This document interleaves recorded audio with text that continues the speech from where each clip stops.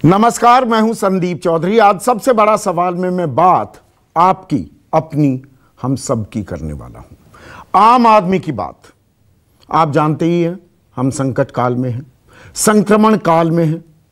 3 महीने तक हम घरों में बंद भी रहे। अब धीरे धीरे अनलॉक हो रही है इकॉनमी, लेकिन अभी भी देह दूरी, सोशल डिस्टेंसिंग हमें मेंटेन करनी पड़ रही है। बच्चे स्कूल नहीं जा पा रहे हैं।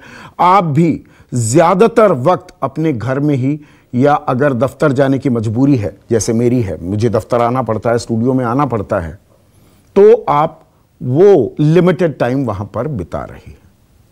अब दिक्कत बहुत है। नौकरियों पर तलवार लटकी हुई है, नौकरियां जा रही हैं, तनख्वाहें लगातार कट रही हैं, दिहाड़ी जा रही है। अगर मैं मजदूरों की बात करूं, मैं मजदूरों और आम आदमी सबकी बात कर रहा हूं, दिहाड़ियां भी जा रही हैं। फल सब्जी, खाने पीने की जो चीजें हैं, बाकी चीज तो महंगी नहीं, पर जिनका हम इस्तेमाल कर रहे हैं, बाकी चीज तो हम खरीद ही नहीं रहे, वो महंगी होती जा रही है। तो जेब में पैसा कम है, खर्च लगातार बढ़ता ही जा रहा है। और ऐसे वक्त में सरकार मर्रम लगाने के बजाय हमें बलि का बकरा बनाने पर आमादा है। तेल की कीमतों पर मैं लगातार कार्यक्रम कर रहा हूं। 20 दिन तक, लगातार 20 दिन तक डीजल के दाम बढ़ते चले गए। 11.25 रुपए प्रति लीटर इजाफा कर दिया तेल कंपनियों ने। सरकार कहती है आजकल बाजार के हवाले है, वो मैं पोल पट्टी आपके सामने खोल चुका हूं। यह कोरी गप है, यह बकवास है। 70% सरकार टैक्स लेती है और कह दे कि बाजार के हवाले सब कुछ है, इसीलिए दाम बढ़ रहे हैं। पेट्रोल के दाम लगभग 9 रुपए बढ़ चुके हैं, यानी कि हमारी जेब में ही डाका डाला जा रहा है। सरकार कहती है हमारे पास खजाना नहीं है। नहीं, हमारे पास तो मनी प्लांट लगा हुआ है ना हमारे घर में, हमारी तिजोरी में तो खजाना भरा हुआ है। आपका खजाना खाली है, हमारी जेब में डाका मार लो। कुछ इस तरह की स्थिति बनती जा रही है, लेकिन खामोशी है, चुप्पी है। अखबारों में, न्यूज चैनलों में यह हेडलाइन नहीं बनती है, यह बात मैं पहले भी कह चुका हूं। लेकिन मैं जिस चुप्पी की बात कर रहा हूं वो राजनीतिक चुप्पी। विपक्ष खामोश बैठा है। आज उसने मोर्चा खोला है। 20 दिन जब लगातार तेल के दाम बढ़ गए, अब विपक्ष कह रहा है तेल के दाम क्यों बढ़ रहे हैं, सरकार को तेल के दाम वापस लेने चाहिए। सोनिया गांधी ये बात कह रही है, मायावती ये बात कह रही है, मैं बयान सुनवाने वाला हूं। पर सिलसिला यही नहीं खत्म होता है। यह सिर्फ तेल डीजल की बात नहीं है, सीधा जेब में पैसा भी चाहिए। खास गरीबों को, मजदूरों को, जिनकी दिहाड़ी चली गई, जो दिक्कत में हैं, जो पैदल चले, बस और ट्रेन पर राजनीति हुई ना, पैदल चल चल कर अपने गांव, अपने देश, अपने प्रदेश जाने पर मजबूर हुए। क्या उनकी जेब में पैसे आ गए? बड़ी बड़ी घोषणाएं की जा रही हैं। रोजगार योजना का ऐलान किया जा रहा है। अब 125 दिन आपको रोजगार मिल जाएगा। 6 राज्यों में, 116 जिलों में यह घोषणा कर दी गई है, यह स्कीम लागू कर दी गई है। 50,000 करोड़ रुपए उसके लिए अलग से तय कर दिए गए हैं। मई के महीने में, मिड मई में 20,97,000 करोड़ के तथाकथित राहत पैकेज का भी ऐलान किया गया था। लेकिन आपके, मेरे, हम सब की जेब में आया क्या? क्या पैसा आया? क्या गरीबों के पास वो पैसा आया कि भाई इतने पैसे हैं, आप अपनी आजीविका चला लो। अगर आपकी दिहाड़ी भी चली गई और अभी मनरेगा में या और योजनाओं में आपको काम मिलने में देरी होने वाली है, थोड़ा विलंब होगा, तब तक आपका काम चलता रहे, आपका घर चलता रहे, आप भूखे पेट ना सोएं, आपके बच्चे भूख के चलते बिलबिलाएं ना। इन बातों पर बिल्कुल चुप्पी है, मौन है। लेकिन अब ये राजनीतिक शक्ल अख्तियार कर रहा है। अब विपक्ष ने मोर्चा खोला है और सरकार क्या जवाब दे रही है उसकी एक वानगी आपको दिखाता हूं। कुछ और बयान है, पहले ये बयान सुनिए। पेट्रोल और डीजल पर 12 बार एक्साइज ड्यूटी बढ़ाई, जिससे सरकार ने लगभग 18 लाख करोड़ रुपए की अतिरिक्त वसूली की। यह अपने आप में जनता की मेहनत की कमाई से पैसा निकालकर खजाना भरने का जीता जागता सबूत है। कांग्रेस शासित राज्य राजस्थान हो, पंजाब हो, महाराष्ट्र हो, झारखंड हो या पांडिचेरी हो, उन राज्यों ने भी इन पिछले 3 महीने में वहां की प्रजा के ऊपर राज्य सरकार की ओर से 5-5 रुपया टैक्स भी लगाई है। 28 राज्यों ने अपने जो टैक्स कलेक्शन करते थे उसके ऊपर उन्होंने टैक्स बढ़ाया है। स्वास्थ्य सेवा में, विकास के कामों में रिसोर्स की आवश्यकता होती है तो सरकार ऐसे सारे व्यवस्थाओं को अपनाती है। एक तरफ तो अपने देश की जनता कोरोना की महामारी की मार से परेशान है, वो काफ़ी हर प्रकार से वो आर्थिक दिक्कत में है, और दूसरी तरफ डीजल और पेट्रोल ने इनकी परेशानियां और बढ़ा दी हैं। इसलिए मेरा केंद्र की सरकार को यही कहना है कि सरकार को डीजल और पेट्रोल के जो दाम है इसको नियंत्रित करना चाहिए। ऐसे में आज का सबसे बड़ा सवाल, 6 महीने मुश्किल में गए, इस साल के 6 महीने पूरे हो गए, 6 महीने मुश्किल में गए, पूरा साल कैसे गुजरेगा और क्या संकट काल में कुछ राहत देंगी सरकारें? और जब मैं सरकारें कह रहा हूं, मैं केंद्र सरकार, राज्य सरकार दोनों को शामिल कर रहा हूं। चर्चा में मेरे साथ बीजेपी के राष्ट्रीय प्रवक्ता, अर्थव्यवस्था को भली भांति समझते हैं, जफर इस्लाम, मेरे साथ कांग्रेस के राष्ट्रीय प्रवक्ता अखिलेश प्रताप सिंह, जेडीयू के राष्ट्रीय प्रवक्ता, जेडीयू आप जानते ही हैं अहम घटक है मोदी सरकार की, राजीव रंजन पटना से मेरे साथ जुड़ गए हैं, सीपीआई के नेशनल सेक्रेटरी, उनके मुख्य प्रवक्ता अतुल कुमार अंजान लखनऊ से मेरे साथ जुड़ गए हैं। इनकी तबीयत भी नासाज है, पर मैंने आग्रह किया तो नासाज तबीयत के बावजूद ये आज शो में आए हैं। मैं आपका बहुत बहुत शुक्रगुजार हूं अतुल कुमार अंजान। और स्वराज इंडिया के संस्थापक योगेंद्र यादव भी इस चर्चा में जुड़ने वाले हैं। तो जफर इस्लाम, संकट काल है ना, ये संकट काल में राहत दी जाती है या जेब में डाका डाला जाता है? मैं जवाब दे देता हूं संदीप जी। आप ये बताइए कि आपने सारी बातें तो बता दी, लेकिन अधूरी अधूरी बातें बताई। अफसोस है इस बात का कि आपने इसको सेंसेशनलाइज करने की कोशिश की, लेकिन ये नहीं बताया। करते रहिए, अफसोस आम जनता भी कर रही है। बताइए। अरे ये नहीं बताया कि आपको इस तकलीफ के समय में सरकार की सारी जो आमदनी है, जो रेवेन्यू का जरिया है, बंद है। और जब बंद है तो सरकार ने, लेकिन फिर भी सरकार ने अपने पूरे खजाने गरीबों के लिए खोल दिए हैं। क्या 1,70,000 करोड़ का आपने जिक्र किया? क्या आपने 52,000 करोड़ जो डायरेक्ट बेनिफिट ट्रांसफर हुआ उसका जिक्र किया? क्या आपने 3 महीने तक लगातार हमने जो फ्री राशन दे रहे 81 करोड़ लोगों के लिए, क्या उसका जिक्र किया? क्या आपने जिक्र किया कि हमने जो 182 से 202 रुपया जो है मजदूरी जो है हमने बढ़ा के कर दी है मनरेगा में, क्या उसका जिक्र किया कि 40,000 करोड़ एडिशनल एलोकेशन हुआ? एक एक चीज गिन रहा हूं मैं, एक एक चीज गिन रहा हूं, एक एक चीज से जुड़े सवाल पूछूंगा अभी। अभी जफर इस्लाम, एक मिनट सुन लीजिए जरा, थोड़ा धैर्य रखिए, बड़े देर से सुन रहे हैं आपका। एमएसएमई के लिए 3 लाख करोड़ जो जहां मिडिल क्लास की नौकरियां रहती हैं उसके लिए 3 लाख करोड़ का गारंटी दिया, और कई और स्कीमें दी जिससे कि मिडिल जो एमएसएमई बिल्कुल तेजी से रफ्तार से काम करने लगे। सारी लिक्विडिटी सपोर्ट हर तरह का उसको आगे मोरेटोरियम भी दिया। आप बताइए कि पीएम इसमें किसान के लिए जो है सम्मान स्कीम में आप 2,000 रुपया जो है 9 करोड़ किसानों को दिया, महिलाओं को 1,500 रुपया दिया। सारे फिगर्स याद रखना, आप ही के फिगर्स से जुड़े सवाल पूछूंगा।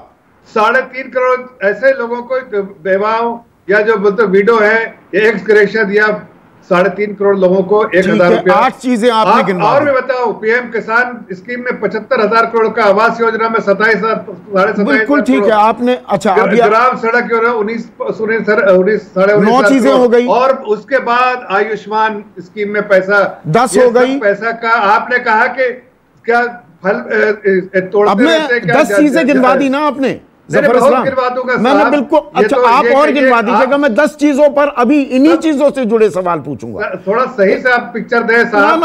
ना, मैं कोई बीजेपी का प्रवक्ता थोड़ा हूं, मैं प्रवक्ता हूं क्या? मैं पत्रकार हूं, मेरा काम सवाल पूछना है साहब, तो अच्छा होगा। हाँ हाँ हाँ, प्रवक्ता अपनी बातें रखेगा, सरकार और पार्टी की, पत्रकार का काम होता है सवाल पूछना। अब सवाल पूछता हूं, ऊपर मैं पट्टी चला रहा हूं, 20 दिन का मैंने जिक्र किया था, 23 दिन में 11.25 रुपए से ऊपर डीजल बढ़ गया, पेट्रोल 9.5 रुपए बढ़ गया।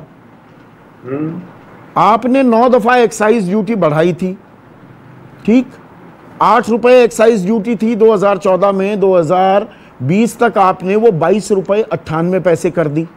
गलत कह रहा हूं तो बताइएगा।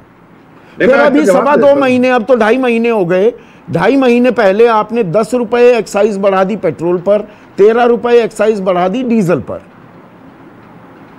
मैं इसका जवाब दे दूं? 1 मिनट, तो 25 रुपए आपने कमा लिए एक्साइज में। और आप कहते थे जब आप विपक्ष में थे ना, अब मैं वो बयान चलवाना नहीं चाह रहा था, एक शो में चला चुका हूं, लेकिन अब आप गिनती गिनवा रहे हैं तो मैं जरा आपसे 1 मिनट अब सवाल पूछ लूं। क्या क्या कहा जाता था? अभी तो आप रोने लगे, संकट काल है, तब क्या कहते थे 2012 से 14 के बीच में? सुनिए, मैं सुनवा चुका हूं, फिर से सुनवा रहा हूं। साल का रिपोर्ट कार्ड के कुछ ही घंटों में उन्होंने देश में जिस प्रकार से पेट्रोल के दाम बढ़ा दिए, ये दिल्ली सरकार की शासन चलाने की नाकामयाबी का जीता जागता सबूत है। देश की जनता के अंदर भारी आक्रोश है और इसके कारण और भी चीजों पर बहुत बड़ा बोझ होने वाला है, सरकार पर भी बहुत बड़ा बोझ होने वाला है। मैं आशा करूंगा कि प्रधानमंत्री जी देश की स्थिति को गंभीरता से लें और पेट्रोल के दाम बढ़ाए हैं उसको वापस करें। जो पेट्रोल की दरों में वृद्धि की है सरकार ने, उसका कोई आधार नहीं है। उसी दिन अंतर्राष्ट्रीय बाजार में कीमतें कम हुई है। हम चैलेंज करते हैं सरकार को कि पूरी तरह से रिफाइंड पेट्रोल दिल्ली में 34 रुपए से मिल सकता है, मुंबई में 36 रुपए से मिल सकता है, तो उसके दुगुने दाम क्यों है? प्रधानमंत्री के गलत नीतियों के कारण आज आम आदमी पर फिर से महंगाई का एक चपेटा उन्होंने मारा है। सरकार बार बार पेट्रोल डीजल के दाम बढ़ाती है, हर बार की कंपनियों को घाटा हो रहा है। जब अंतर्राष्ट्रीय बाजार में तेल के भाव गिरते हैं तब सरकार यहाँ पर कोई कदम नहीं उठाती, और जब अंतर्राष्ट्रीय बाजार में पेट्रोल के दाम बढ़ जाते हैं तो उसका बहाना ले लेती। तो जफर इस्लाम, ये तो तब की बात है जब $106 वो 130 से नीचे आया कि भाई कम हो गए दाम तो दाम कम कर दो, 35 रुपए भी हो सकता है। प्रकाश जावड़ेकर तो पढ़े लिखे व्यक्ति हैं, डिप्टी चेयरमैन रह चुके हैं प्लानिंग कमीशन के महाराष्ट्र के, मुंबई आपकी कर्म भूमि रही है, 35 रुपए की उन्होंने कैलकुलेशन कर ली। तो ये आज 106 पर तो 71 रुपए था, $40 पर बैरल पर 80 रुपए क्यों है पेट्रोल? मैं 2-3 बातें कहता हूं। अब जरा आपने सवाल किया, उसका जवाब भी एकदम संजीदगी से देने दीजिए। पहली बात कि पिछले 6 साल में जो रेवेन्यू, पेट्रोलियम रेवेन्यू जो भी हुआ है, सरकारी खजाने में पेट्रोलियम के द्वारा जितने भी रेवेन्यू आए हैं, उसका 39% स्टेट को एलोकेट किया गया है। आप देखिए, उसके बाद स्टेट ने वैट बढ़ाया है। और दूसरी बात, आपने एक्साइज ड्यूटी बढ़ाई, मैंने गलत तो नहीं बोला, 33 रुपए बढ़ा दी। एक बिल्कुल आपकी बात को काटने रहे, सुन लीजिए तो। और मैं ये कह रहा हूं कि आप बताइए कि 2012-13 में इन्फ्लेशन क्या था, महंगाई दर क्या था, डबल डिजिट में था। आपको कोई ऐसी महामारी आई थी? कोई ऐसी महामारी नहीं थी। इस पूरे महामारी से पहले 9 बार एक्साइज ड्यूटी बढ़ाई आपने, तेल कम नहीं किए। 2015 में बताते थे प्रधानमंत्री मैं नसीब वाला हूं, पर नसीब वो आम लोगों को ट्रांसफर नहीं हुआ। बिल्कुल, ये नसीब उन गरीबों के लिए है जिनके घर आज तक। तो तेल की कीमतें नहीं घटाई ना, कोरा जुमला था ना 35 रुपए में तेल दे देंगे। इलेक्ट्रिसिटी नहीं पहुंची थी, उसके उन लोगों तक घर तक बिजली पहुंचाने का, अंधेरे में रह रहे थे आजादी के बाद। सड़कें नहीं बनी थी, आज सड़कें बनी घर तक जाने के लिए सड़कें। क्या उनमें पेट्रोल बचता नहीं है? क्या केजेस में था इंडिया 2014 में? इनके पास छत नहीं, 2014 में भारत डार्क एजेस में था। आप गरीबों की बात नहीं करोगे, आप उस्काने का काम करोगे गरीबों की बात। लगता है 2012, 13, 14 में तत्कालीन गुजरात के मुख्यमंत्री नरेंद्र मोदी, अरुण जेटली उस वक्त जीवित थे, प्रकाश जावड़ेकर उकसा नहीं रहे थे। आज उकसाया जा रहा है, सवाल पूछ लिया जाए तो। और आज आप उकसाने का काम करें, इसकी वजह बताता हूं। चलिए एक मिनट, नहीं बहुत सवाल है ना, आपने 10 चीजें गिनवाई, हर चीज का सवाल पूछा। एक मिनट राजीव रंजन स्क्रीन पर, 1 मिनट राजीव रंजन, मैं उकसा रहा हूं लोगों को या मैं कड़वी हकीकत बयां कर रहा हूं? देखिए, निश्चित तौर पर यह आपका अधिकार है। राजनीतिक दलों से अगर जनता को मुश्किलें हो रही हैं तो आप सवाल जरूर पूछेंगे, उन सवालों का जवाब हम अपने तरीके से देंगे। सहमत होना असहमत होना आपका विशेषाधिकार है, लेकिन एक बात बिल्कुल साफ है कि आज पेट्रोलियम प्रोडक्ट्स को लेकर के कांग्रेस या वामपंथी पार्टियां हो या जो भी तमाम सेंटरिस्ट पार्टियां जो एनडीए या यूपीए में नहीं, सब मिलकर के सियासत कर रहे हैं। अगर सेंट्रल टैक्सेस की बात हम करते हैं तो निसंदेह जबर भाई ने बिल्कुल नहीं, देखिए राजीव रंजन, ये क्या होता है? ये क्लेवर पॉलिटिक्स होती है। 1 मिनट, ये शानी राजनीति होती है। सरकार अपनी जिम्मेदारी लेना, मैं वैट का सवाल पूछूंगा, पीछा थोड़ा छोड़ूंगा मैं अखिलेश प्रताप सिंह का। मैं वही तो कह रहा हूं, एक्साइज ड्यूटी आपने लगभग 25 रुपए बढ़ाई कि नहीं बढ़ाई? 25 रुपए बढ़ा दी। हर 1 रुपए बढ़ने पर 10,000 करोड़ की कमाई होती है कि वो अपने यहाँ वैट को नियंत्रित करे, जनता को नहीं तब पूछते थे क्या उपलब्ध करा सके डीजल और पेट्रोल। दिल्ली तो जनता की उम्मीदों पर खड़ी, पहले अपनी जिम्मेदारी तय करने को तैयार है क्या? ये बड़ा कन्वीनियंट है। महंगी हो गई। नहीं राजीव रंजन, ये बड़ा कन्वीनियंट है। केंद्र सरकार कहते राज्य सरकारें पहले करें, केंद्र सरकार नजीर पेश करेगी कि नहीं? हमारा ये कहना है ये संकट की घड़ी है और निश्चित तौर पर इस समय जो आम तौर पर पहले हम ये कहते रहे तो हमारी जेब पर डाका पड़ेगा। डीरेगुलेट करने का निर्णय बिल्कुल अंतर्राष्ट्रीय बाजार में कच्चे तेल को देखते हुए किया गया और पिछले दिनों कई सवालों पर केंद्र सरकार से हमारी एनडीए की सरकार में रहने के बावजूद असहमति थी, लेकिन आज स्थितियां दूसरी हैं और स्थितियां दूसरी हो जाती हैं। नहीं, ये अर्थशास्त्र, ये मुझे समझ में नहीं आता और ये समझाए तो कोई समझा भी नहीं रहा है। मैं वही तो समझा रहा हूं। नहीं, आप समझा रहे हैं ना। धर्मेंद्र प्रधान क्या समझा रहे हैं कि नहीं राज्यों ने भी बढ़ा दिया? मतलब क्या? राज्यों को गाली दे दो, केंद्र से सवाल मत पूछो। हमारी सरकार तो 15% ले रही है वैट पेट्रोल पर, 12% ले रही, 22% ले रही है पेट्रोल पर, 15% 24.71 ले रहे हैं पेट्रोल पर, डीजल पर 18.34। बिहार की सरकार, वो एक स्लैब बना हुआ है कि उस राशि से जब वो बढ़ेगी तो वो 22%। नहीं, यही खेल है ना। 1 मिनट, अब मैं अखिलेश प्रताप सिंह आप पर आता हूं। 1 मिनट अखिलेश प्रताप सिंह, मेरा सवाल पहला तो ये है, ये 23 दिन की बढ़ोतरी दिखा रहा हूं, मैंने 20 दिन पर ज्यादा तवज्जो दी। 4-4, 5-5 कार्यक्रम तो मैंने कर दिए।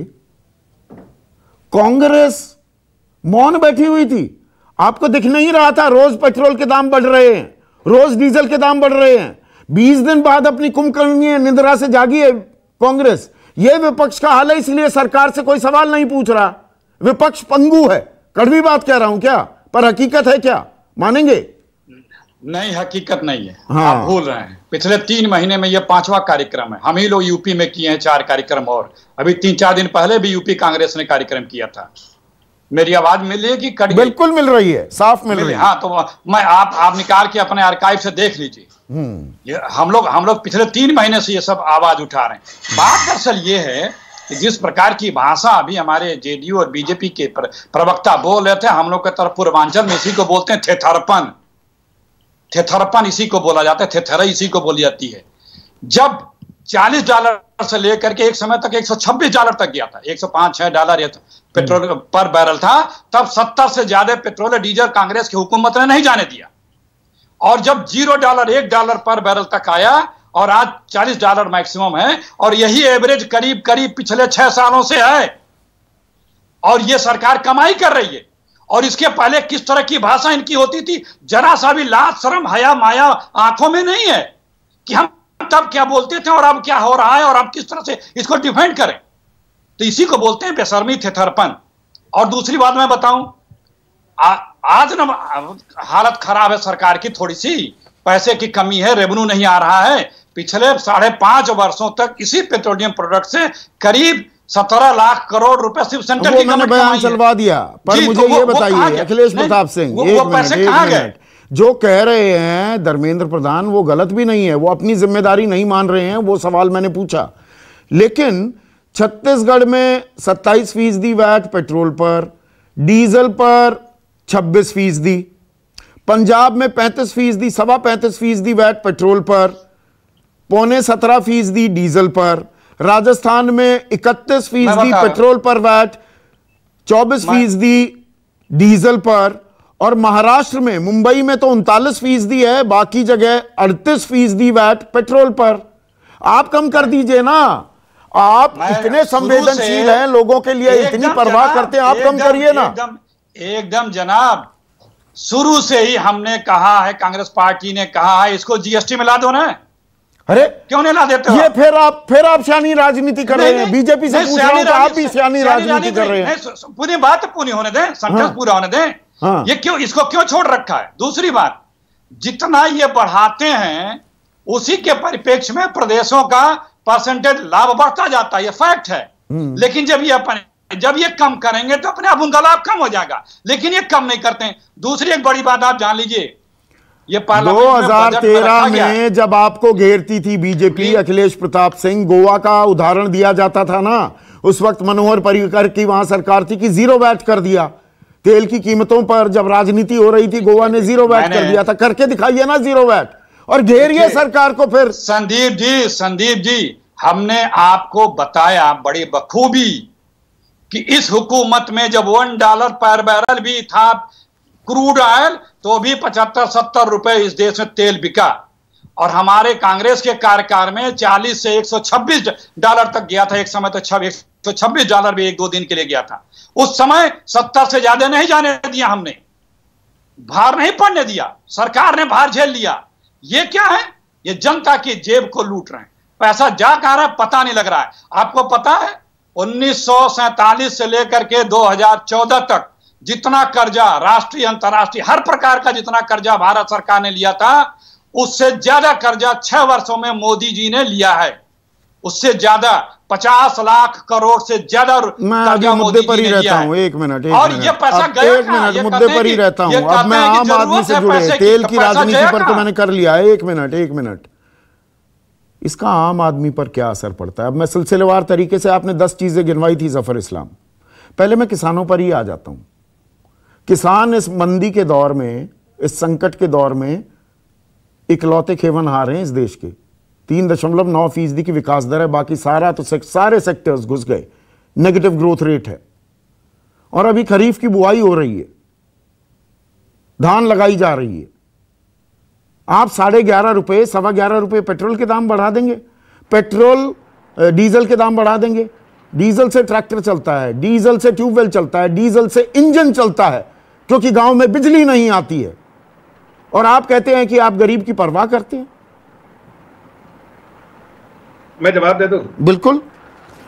देखिए संदीप जी, पहली बात तो ये बताना चाहता हूं कि अभी जो हमें हमारे कांग्रेस के मित्र जेडीयू को और भारतीय जनता पार्टी को थित्तर कह रहे थे। थित्तर जो है बिहार और झारखंड और यूपी में चलता है।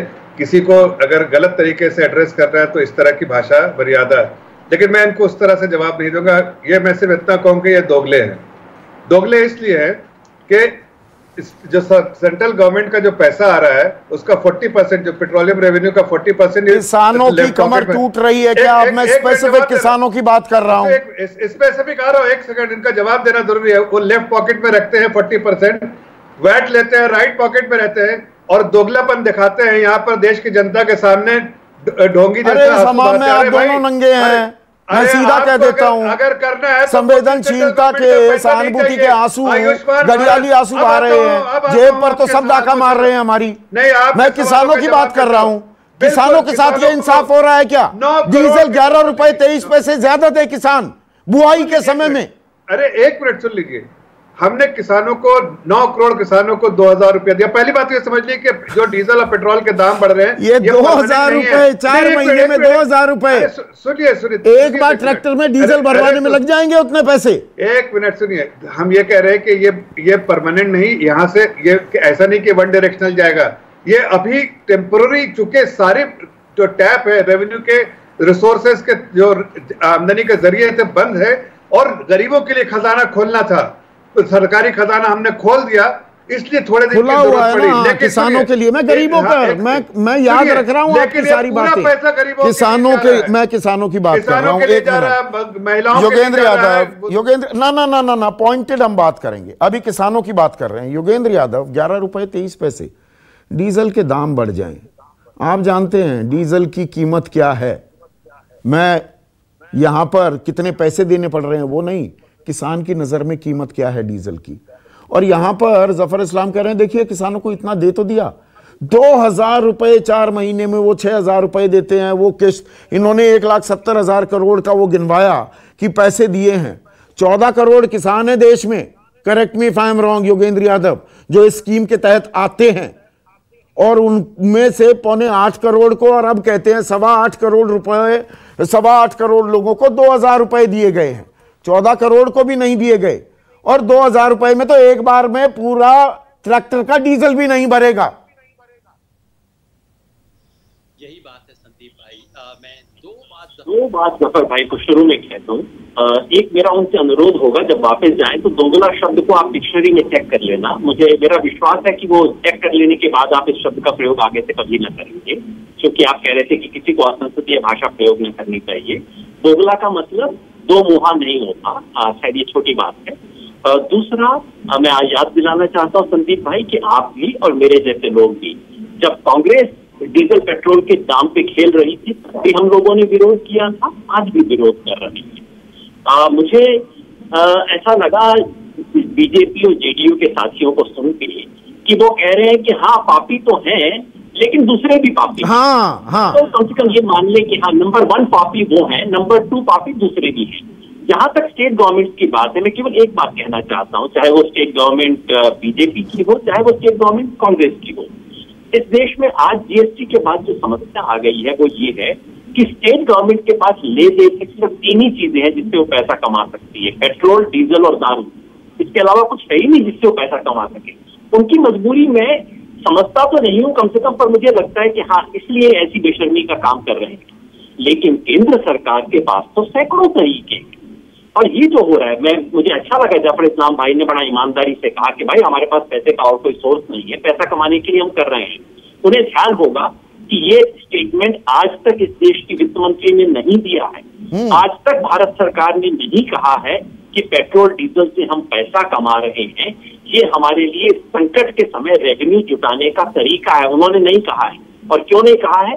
वो इसलिए नहीं कहेंगे क्योंकि वो जानते हैं कि किसी भी संकट के समय सबसे खराब जो टैक्स होता है वो इनडायरेक्ट टैक्स होता है, क्योंकि सारा अर्थशास्त्र बताता है रिग्रेसिव होते हैं इनडायरेक्ट टैक्सेस, सारा बोझ गरीब लोगों पे पड़ता है। अगर वो डायरेक्ट टैक्स लगाते, यानी कि इनकम टैक्स लगाना, कॉर्पोरेट से आप कहिए 100 करोड़ से ज्यादा की जिसकी इनकम है उससे कहिए ना 30% की बजाय 40% टैक्स लेंगे।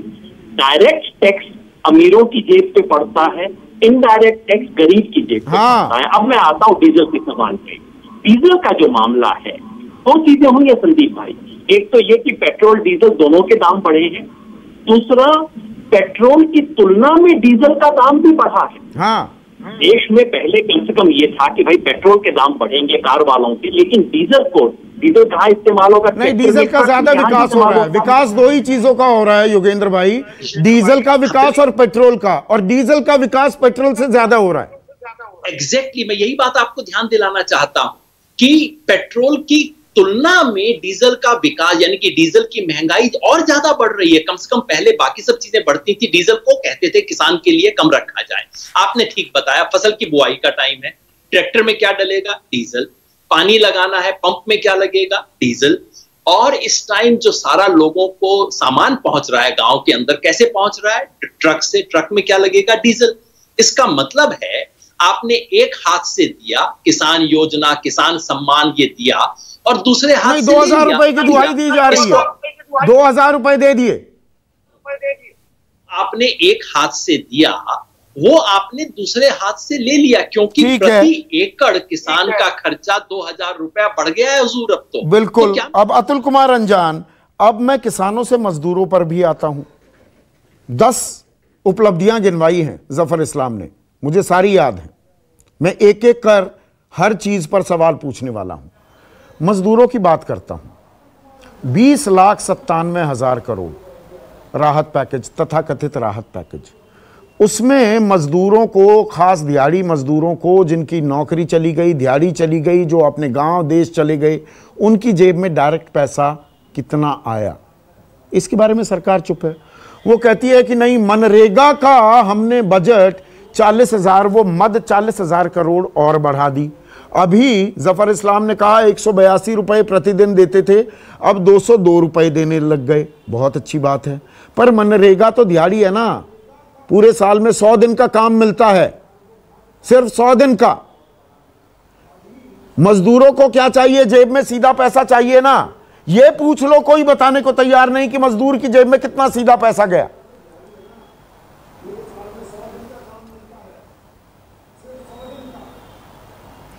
संदीप चौधरी जी, देश के सामने झूठी आंकड़ेबाजी का ऐसा चप्पे चप्पे पर खेल चल रहा है कि पत्रकार झूठे साबित हो रहे हैं, टेलीविजन झूठे साबित हो रहे हैं, तमाम आर्थिक सर्वेक्षण करने वाले गैर सरकारी अर्थशास्त्रियों को धता बताया जा रहा है। मैं एक ही आज का अखबार का उदाहरण दे रहा हूं। प्रधानमंत्री जी और सारे मंत्री देश भर में चर्चा करके वर्चुअल मीटिंग्स कर रहे हैं और कह रहे हैं कि 8 करोड़ लोगों को देश के अंदर सरकार ने निःशुल्क भोजन दिया है। और आज ही रामविलास पासवान जी ने यह कहा, अखबारों में है, कि पूरे के पूरे इन 3 महीनों में 1,34,00,000 लोगों को ही हम भोजन दे। नहीं, सरकार ये भी दावा कर रही है, अतुल कुमार रंजान। नहीं, सरकार का देखिए, ये सरकार का दावा है। जब हम आंकड़े पेश करते हैं, और इसे किसी ने कॉन्टेस्ट नहीं किया है, 81 करोड़ लोगों को पीडीएस के तहत राशन मुहैया कराया जा रहा है।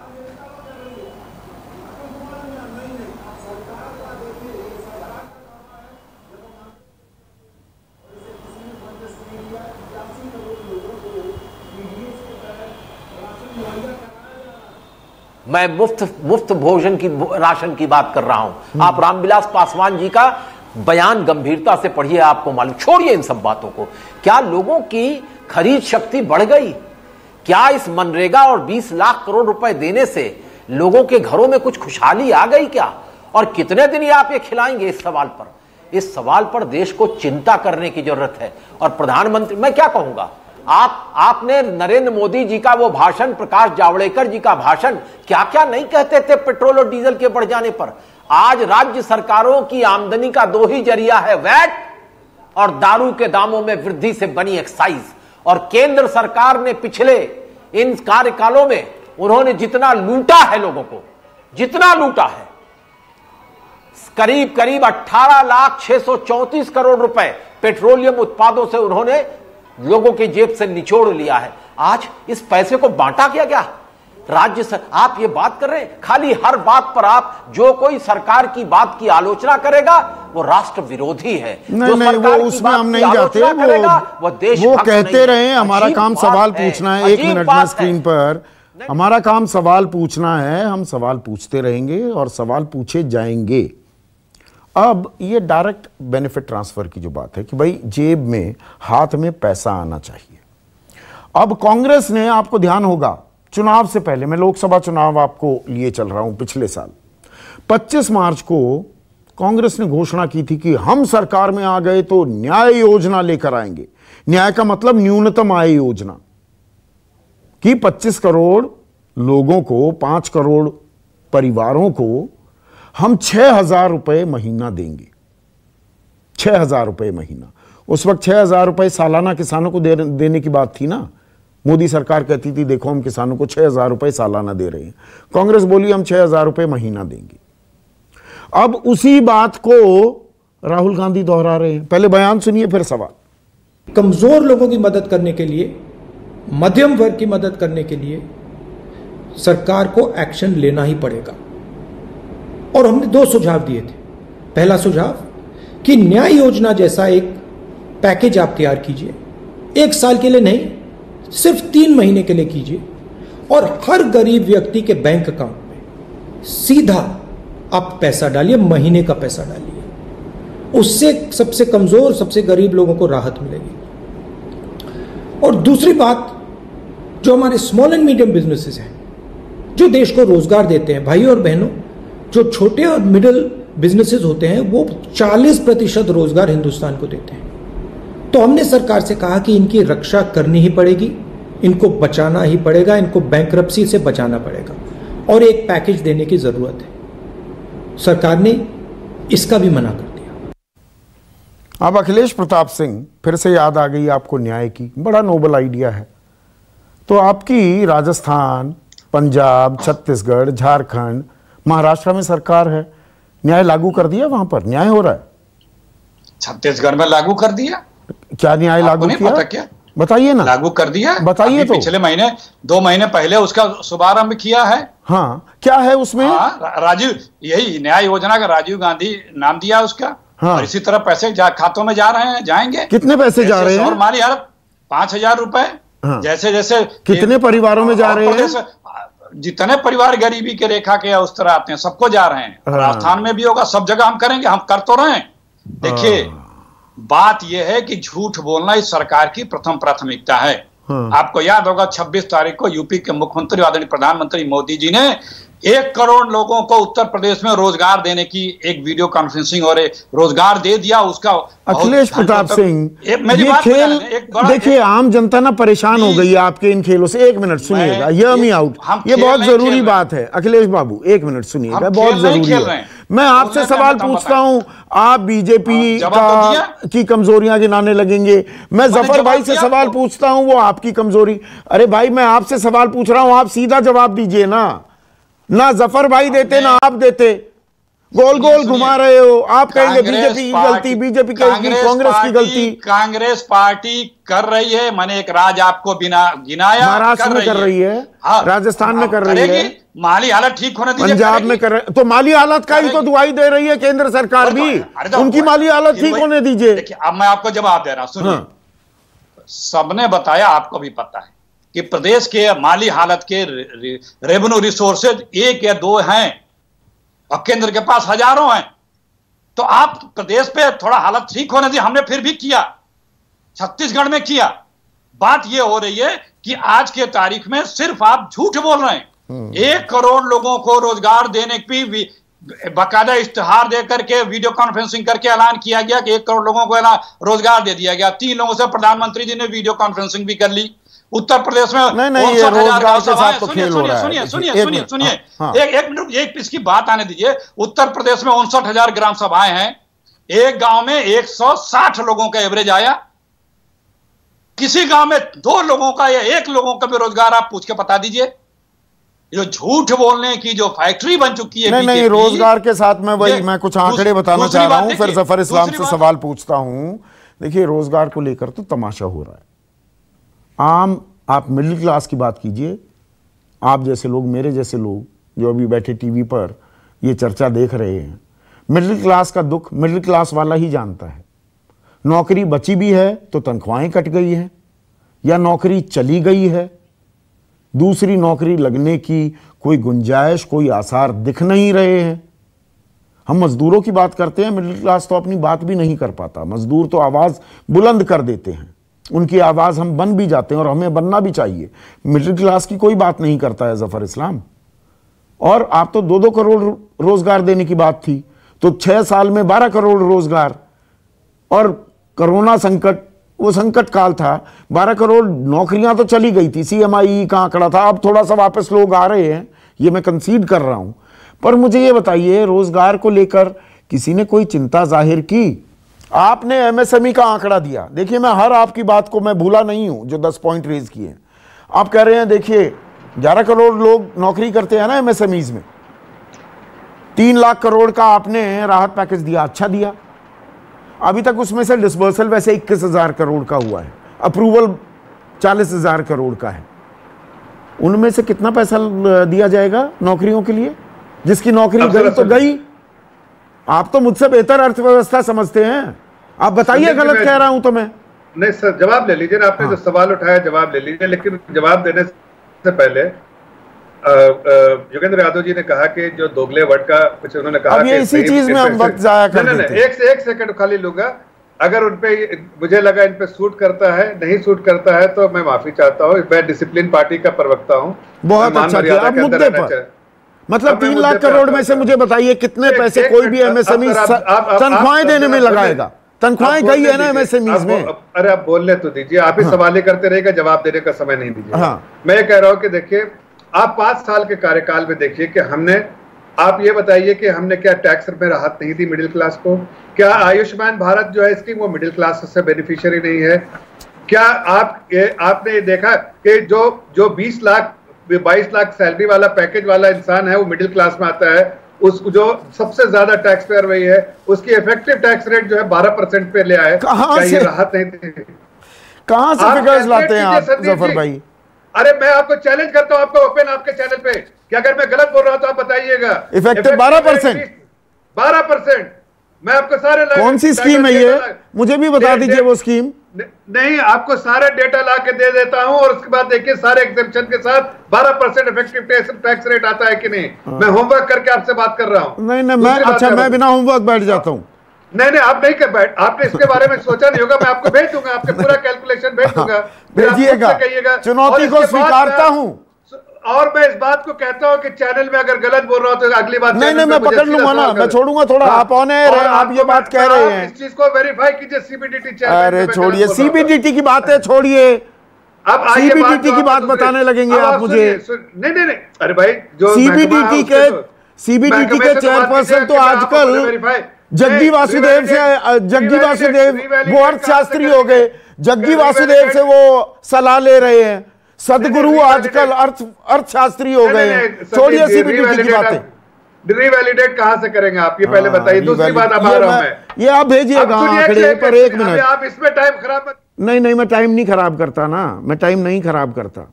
मैं सवाल बिल्कुल सीधा पॉइंटेड पूछता हूं। योगेंद्र यादव, मतलब नौकरी रोजगार की कोई बात नहीं करेगा? उसके लिए कोई प्रावधान नहीं किया गया है? एक सरकार की तरफ से बस एक जो होता है ना डायरेक्टिव सा दे दिया आपने, हल्की सी सलाह दे दी कि भाई नौकरी से निकालना मत किसी को, नौकरी से निकालना मत। नौकरी से तो निकाले जा रहे हैं, तनख्वाहें कट रही हैं, सरकार चुप्पी साधे बैठी है। संदीप भाई, हालत उससे भी ज्यादा खराब है कि सरकार ने पहले, आपको याद है, चिट्ठी भी निकाली थी, जफर भाई को भी याद होगा। मार्च के अंत में सरकार ने बाकायदा एक चिट्ठी निकाली थी, कहा था कि वर्कर की तनख्वाह नहीं काटनी है, डायरेक्टिव दिया था। और फिर मामला सुप्रीम कोर्ट में गया। आपको याद है क्या हुआ? हमारे देश के अटॉर्नी जनरल साहब ने कहा कैसा, हमने इसको लागू भी नहीं किया। सॉलिसिटर जनरल ने कहा, अटॉर्नी जनरल तो आजकल दिखते नहीं है, सॉलिसिटर जनरल तुषार मेहता ने कहा। उस पर्टिकुलर केस में वेणुगोपाल जी अपीयर हुए थे और उन्होंने कहा था कि सर अब छोड़िए ना इस बात को, 53 दिन की बात थी, अब हमने छोड़ दिया, हम भी इसको भूल गए, आप भी इसको भूल जाइए। सरकार ने उस चिट्ठी को वापस ले लिया, नंबर 1। नंबर 2, इस तथाकथित 20-21 करोड़ वाले पैकेज के अंदर कौन सी चीज थी जो कि मजदूरों के लिए थी? इसमें एक चीज मजदूरों के लिए थी, आपको याद होगा, सेकंड पैकेज में कहा गया था कि मजदूरों को फ्री राशन उपलब्ध करवाया जाएगा, जिनके पास राशन कार्ड नहीं भी है उनके लिए। मैं चाहता हूं जफर भाई, आज नहीं तो कल प्रोग्राम के अंदर रामविलास जी से पूछ लीजिएगा, आप आंकड़े देश के सामने रख दीजिए कि आपने जो कहा था 3,500 करोड़ रुपए इसके ऊपर आप खर्च करेंगे, कितने मजदूरों को उसका राशन मिला है? मुझे आज भी आप हिसाब दे दीजिए। इसका हिसाब आप नहीं दे पाएंगे क्योंकि मिला नहीं। दावे हुए उत्तर प्रदेश के अंदर की 1.25 करोड़ लोगों को रोजगार एक दिन में दे दिया जाएगा। मैंने शोशेबाजी की भी कोई हद होती है? 1.25 करोड़ जॉब्स का मतलब आप समझते हैं? सरकारें पूरे देश में एक साल में इतना जॉब जनरेट नहीं कर पाती और आप कहते हैं आपने एक प्रदेश में एक दिन में कर दिया। मतलब इतनी झूठ भी तो नहीं बोलनी चाहिए। ठीक है, मुझे ब्रेक लेना है 1 मिनट में। छोटे छोटे कमेंट्स आऊंगा, राजीव रंजन और अतुल कुमार रंजान। राजीव रंजन, मेरा सवाल बड़ा सीधा है ये संकट काल है, ये संक्रमण काल है। मैं जानता हूं सरकार के पास पैसे नहीं है, पर सारा बोझ हम लोग ही उठाएंगे क्या? हम ही अभिशप्त हैं, हमारी गर्दन कटेगी, हमें कुछ राहत नहीं मिल सकती ना। लाइन में हम खड़े होंगे, इलाज के लिए 10-10 लाख रुपए का बिल भरते फिरेंगे। हर चीज आम आदमी ही करेगा, मिडिल क्लास ही करेगी। देखिए, राज्यों के पास सिंकिंग फंड और एफआरबीएम एक्ट के हिसाब से बोरोइंग के अधिकार का इस्तेमाल हर राज्य सरकार कर रही होगी। हमारी सरकार ने भी केंद्र सरकार से इसकी अनुमति ली, लेकिन ये पर्याप्त इस पूरे दौर में नहीं है। और एक बात तो बिल्कुल साफ है कि मैं भी एक राज्य सरकार हमारी पार्टी की है और मैं उस पार्टी की नुमाइंदगी कर रहा हूं। क्या है, अगर 18 लाख करोड़ 9 लाख करोड़ रुपए की बात ये बता रहे हैं, 18 लाख करोड़ रुपए अगर पेट्रोलियम प्रोडक्ट से ड्यूटी के तौर पर सेंटर ने ली तो उसका 40% राज्यों को चला गया और उसके अलावा इन लोगों ने वैट भी ले लिए। तो मैं भी एक सरकार को रिप्रेजेंट कर रहा हूं। हमारा ये कहना है कि फिर इस पूरे प्रकरण में, चाहे वो लेफ्ट की सरकार हो केरल में जो वैट की दरें घूम कर वही राज्य सरकार, देखिए अरे जिम्मेदारी तय कर लीजिए ना भाई। सरकारें आप हैं, आपको हम चुनते हैं हमारी जेब काटने के लिए थोड़ा, या जेब पर डाका डालने के लिए। एक मिनट, अतुल कुमार रंजान, नहीं अतुल कुमार रंजान, मेरा सवाल बड़ा सीधा है। टैक्स हम भरेंगे, नौकरियों पर तलवार हमारी लटकेगी, बसों और ट्रेनों पर राजनीति होगी, अपने घर जाना हो, अपने गांव जाना हो तो नहीं जा पाएंगे, पैदल चलने के लिए मजबूर होंगे। मतलब सब कुछ हम ही सहेंगे। तुर्रा ये संकट काल है।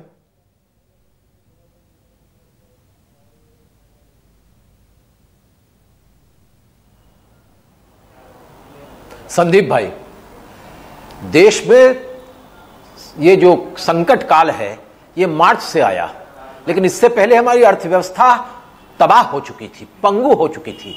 ये देश की सरकार, आदरणीय मोदी जी की सरकार, धन पशुओं की सरकार है और इसमें छोटा मझोला सीमांत गरीब किसान और खेत मजदूर और शहरी गरीब और शहर का निम्न मध्य वर्ग पिट रहा है। और उसकी भावनाओं को जागृत करने के लिए तथाकथित संकीर्ण राष्ट्रवाद की चाशनी में सारे गम भूल जाओ और मोदी जी का साथ करो। झूठे आंकड़ों की डोली को उठाओ और कहार बन जाओ इस सरकार के, चाहे इनकी सरकार नहीं, पर राज्य सरकारें भी है ना, विपक्ष की भी सरकारें हैं। बिहार के चुनाव अतुल कुमार रंजान, चक्कर ये है कि जब पैसा कमाने की बात आती है, एक मिनट सिर्फ मुझे स्क्रीन पर रखिए, जब पैसा कमाने की बात आती है ना तो सब सरकारें एक जैसी हो जाती हैं।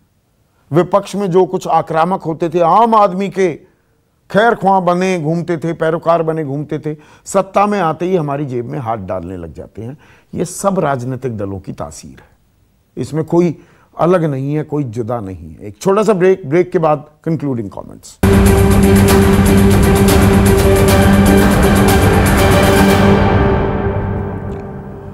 आज बात कर रहे हैं आम आदमी की। जफर इस्लाम और अखिलेश प्रताप सिंह हैं मेरे साथ कंक्लूडिंग कमेंट्स के लिए। आप दोनों से सवाल एक ही, आम आदमी की भी सुनवाई होगी भी क्या जफर साहब? देखिए संदीप जी, बिल्कुल साफ लफ्जों में संजीदगी से बता रहा हूं 30 सेकंड्स में कि यह सरकार सिर्फ आम आदमी, गरीबों की सरकार है, महिलाओं की सरकार है। ये टेम्पोररी फेज है। ये जो पेट्रोल डीजल के दाम बढ़े हैं, जाहिर है ये कम भी होंगे और उनकी चिंता हमें है, इसलिए हमने सरकारी खजाने बिल्कुल खोल दिया है। और जितनी भी चिंता उनकी हो, हमारी चिंता है। प्रधानमंत्री ने बार बार कहा है, चाहे वो किसान हो, चाहे गरीब नौजवान हो, चाहे वो और महिलाएं हैं, चाहे वो पेंशनर्स है, चाहे फार्मर्स है, चाहे किसान हो, सब की चिंता हमारी है। ठीक है, अखिलेश प्रताप सिंह, सुनवाई होगी आम आदमी की? सुनिए, अभी इनको खामोश कर। देखिए, एकदम नहीं सुनवाई होगी। ये सूट बूट वालों की सरकार है। गरीबों से, मध्यम वर्ग से पैसे लेकर के अमीरों को 9 लाख करोड़ रुपए माफ किया जाएगा और उन अमीरों के ही 10-11 लाख करोड़ रुपए बैंकों का एनपीए किया जाएगा और लाखों करोड़ रुपए मित्रों द्वारा लेके विदेश भाग गए। कंक्लूडिंग कमेंट्स हैं ये, कंक्लूडिंग कमेंट्स हैं। तो आम आदमी की भी सुनवाई होगी क्या? यह सरकार में आते ही ना, जो मैंने कहा, तासीर बदल जाती है सबकी। फिर आम आदमी नहीं रह जाते हम पैसा कमाने, रेवेन्यू जनरेट करने का एक जरिया मात्र रह जाते हैं सरकार की निगाहों में। आज के लिए बस इतना ही। नमस्कार।